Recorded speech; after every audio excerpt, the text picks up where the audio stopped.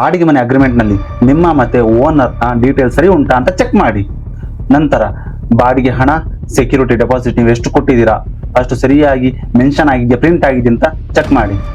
ನಂತರ property address ಅಂದ್ರೆ ಈಗ ನೀವು ಪ್ರಸ್ತುತ ಯಾವ ಮನೆ ಬಾಡಿಗೆ ತಗೊಳ್ಬೇಕು ಅಂತ ನಿರ್ಧಾರ ಮಾಡಿದ್ರ ಆ ಮನೆ ಅಡ್ರೆಸ್ ಸರಿ ಉಂಟಾ ಅಂತ ನೋಡಿ.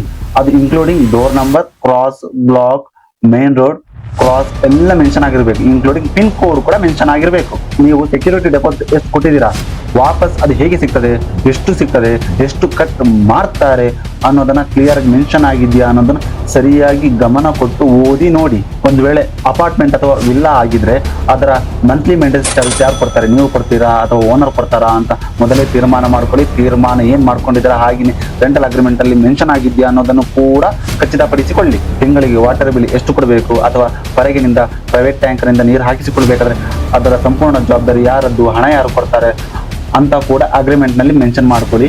ನಂತರ ಪ್ರಸ್ತುತ ಬಾಡಿಗೆ ಮನೆಯ ರೆಂಟಲ್ ಅಗ್ರಿಮೆಂಟ್ ಮುಗಿದ ನಂತರ ಅಂದ್ರೆ ವಾಯ್ದೆ ಮುಗಿದ ನಂತರ ಎಷ್ಟು % ಇನ್ಕ್ರೀಸ್ ಮಾಡ್ತೀರಾ, ಅಂದ್ರೆ ಬಾಡಿಗೆ ಎಷ್ಟು ಜಾಸ್ತಿ ಮಾಡ್ತೀರಾ ಅಂತ ರೆಂಟಲ್ ಅಗ್ರಿಮೆಂಟ್ ಅಲ್ಲಿ ಮೆನ್ಷನ್ ಆಗಿದೆಯಾ ಚೆಕ್ ಮಾಡಿ.